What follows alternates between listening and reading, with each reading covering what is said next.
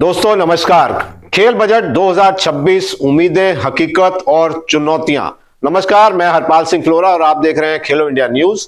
आज का बजट भारतीय खेल इतिहास में एक मील का पत्थर साबित होने वाला है। वित्त मंत्री ने 4,500 करोड़ से ज्यादा का फंड देकर यह साफ कर दिया है कि भारत अब सिर्फ खेल नहीं खेलेगा बल्कि दुनिया के खेल बाजार पर भी राज करेगा।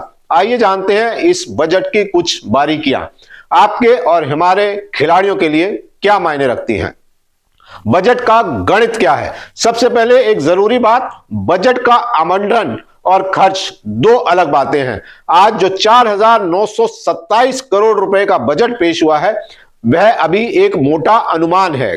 खेल मंत्रालय इस पैसे को अलग अलग योजनाओं में कैसे बांटेगा, इसके लिए हमें कुछ दिन और इंतजार करना होगा।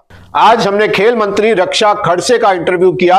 उन्होंने भी यही कहा कि अभी यह तय होना बाकी है कि किस काम के लिए कितना पैसा बांटा जाएगा, लेकिन एक बात साफ है कि सरकार खेलों को लेकर बहुत गंभीर है, क्योंकि पिछले 5 साल में खेल बजट लगभग दुगना हो गया है। यह बजट 2021-22 में यह बजट 2,596 करोड़, 22-23 में 3,062 करोड़, 23-24 में 3,397 करोड़, 25-26 में 3,794 करोड़ और जो कि 26-27 में बढ़कर 4,927 करोड़ पहुंच गया है।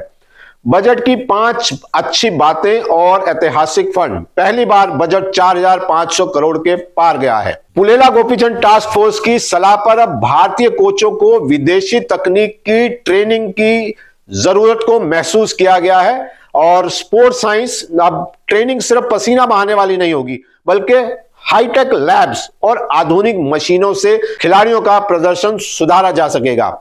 भारत अब स्पोर्ट्स मैन्युफैक्चरिंग हब बनेगा, यानी अंतरराष्ट्रीय स्तर के जूते, बैट सब भारत में ही सस्ते दामों पर मिल सकेंगे। अहमदाबाद को वर्ल्ड क्लास स्पोर्ट्स सिटी बनाने के लिए विशेष फंड रखा गया है। आइए बात करते हैं वो सवाल जो मंत्रालय को सुनने चाहिए। जहां एक तरफ बजट चमक रहा है, वहीं कुछ ऐसे सवाल हैं जो हर खिलाड़ी पूछ रहा है। सिर्फ गुजरात ही क्यों मानते हैं कि कॉमनवेल्थ और 2036 की तैयारी है?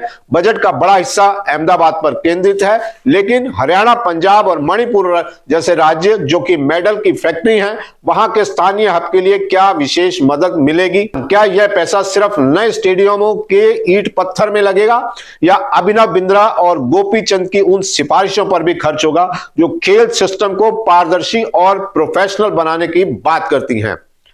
मेडल जीतने के बाद गुमनाम होने वाले रिटायर्ड खिलाड़ियों की पेंशन और नौकरी पर बजट में अभी भी चुप्पी दिखाई दे रही है। खेल मंत्रालय की योजनाएं आने के बाद ही हम बता पाएंगे कि क्या खिलाड़ियों के लिए कोई प्रावधान रखे गए हैं। दोस्तों, 4,500 से ज्यादा का आंकड़ा सुनकर खुश होना ठीक है, लेकिन इसकी हकीकत समझना भी जरूरी है। यह पैसा केंद्र की नीतियों पर ही खर्च होने वाला है, जिसमें खेलो इंडिया के वो क्षेत्रीय केंद्र भी शामिल है जो दूर दराज के गांवों में खुले हुए हैं। लेकिन क्या इतना पैसा काफी है?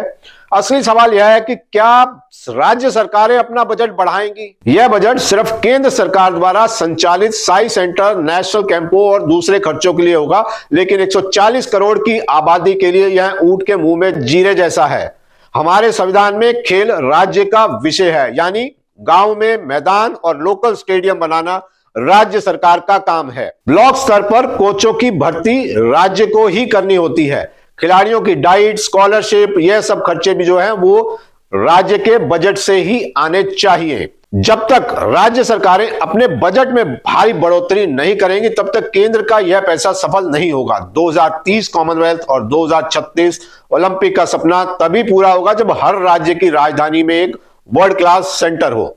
कुल मिलाकर यह बजट भारत को स्पोर्टिंग सुपर पावर बनाने की ख्वाहिश रखता है, लेकिन मंत्रालय को यह याद रखना होगा कि मेडल स्टेडियम नहीं बल्कि खिलाड़ी जीतते हैं। पैसा सिर्फ अहमदाबाद में ना रुक जाए, इसे हरियाणा के अखाड़ों और नॉर्थ ईस्ट के मैदानों तक भी पहुंचना होगा। अगर हम सिस्टम सुधारने में निवेश करेंगे तभी 2036 के ओलंपिक का हम दावा मजबूत कर पाएंगे। आने वाले दिनों में पूरी जानकारी आने पर हम आपको जरूर बताएंगे कि खेल मंत्रालय ने जो 4,500 करोड़ से ज्यादा का पैसा जिन्हें मिला है वो किस किस मद में खर्च किया जाएगा, कहां आवंटित होगा और इसका फायदा सभी खिलाड़ियों, कोचों और खेल संगठनों को कब, कितना और कैसे मिलेगा। वीडियो पसंद आई हो तो लाइक जरूर कीजिएगा। अगली वीडियो तक के लिए मुझे इजाजत दीजिए। बहुत बहुत शुक्रिया, धन्यवाद।